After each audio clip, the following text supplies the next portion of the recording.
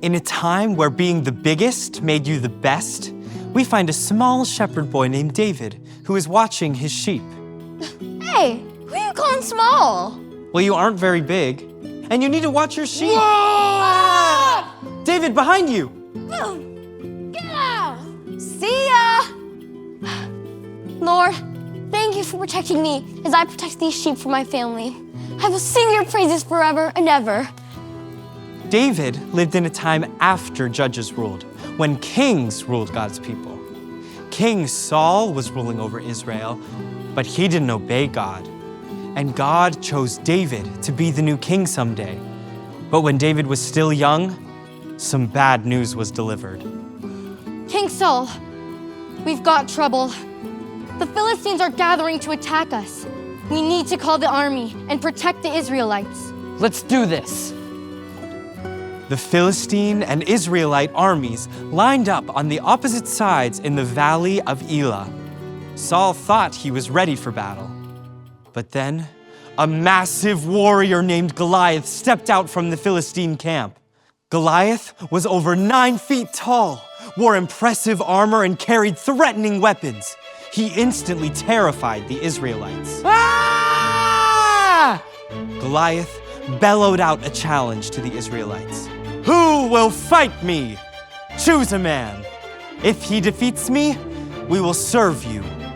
But if I win, you will be our slaves. The Israelites shook with fear, even Saul. Ah! None of the Israelites would answer the challenge and fight the mighty warrior.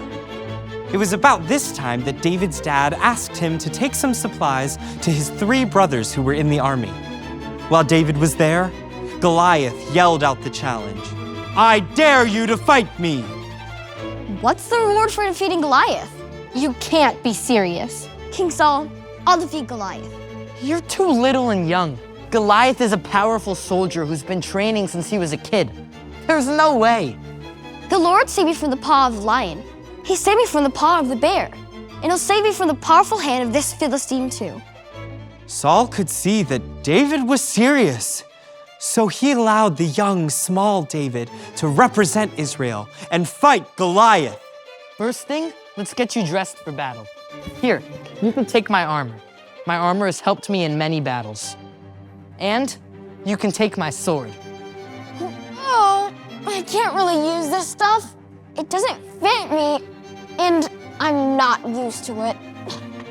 Besides, I'm not trusting in armor to save me. I'm trusting in God. David gave the armor and sword back to Saul.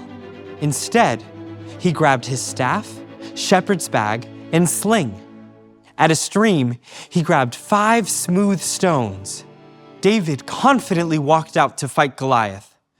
Goliath saw David and made fun of his shepherd's tools. But David replied, You are coming to fight against me with a sword, a spear, and a javelin. But I am coming against you in the name of the Lord, who rules over all.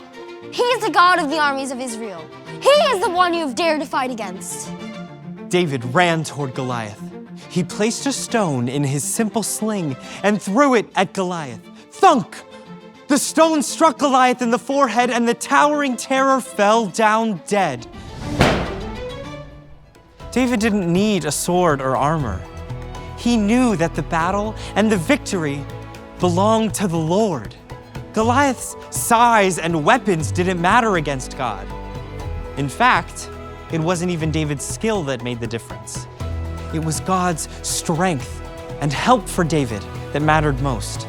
God is all-powerful, and with Him on our side, we can have courage with whatever we face, because God will always be victorious.